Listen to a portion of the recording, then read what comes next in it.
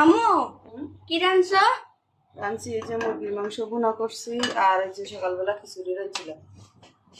এই যে সবটা বাসি তুমি গোসল করে এসে খাইয়া মসজিদে যাইবা। এই বলেছি না আজকে মাংস ভুনাটা অনেক সুন্দর হয়েছে। বুঝছো?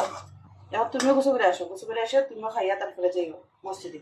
আচ্ছা আর এই প্লেট সামিয়ার জন্য বাড়ছি, সামিয়া খাইয়া এখন খাই বিটা বুঝছো?